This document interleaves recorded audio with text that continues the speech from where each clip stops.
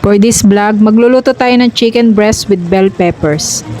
Simpleng luto lang din naman to mga ante. So maghiwa lang muna tayo dyan ng sibuyas at bawang. Gagamit din tayo dito ng chicken fillet. Hihiwain lang din natin yan ng naka-bite size. Isa din to sa malambot na part ng manok, itong chicken fillet. Aside dyan mga ante, gumamit din ako ng chicken breast. Bali 2 piraso yung gagamitin ko. Bihira ako gumamit ng ganitong part ng manok dahil mahirap to pasukan ng lasa. Hihiwain lang din natin yan at itong chicken skin isasama natin yan. Bukod kasi sa cordon bleu, wala na ako masyadong alam kung ano pang luto na masarap sa chicken breast.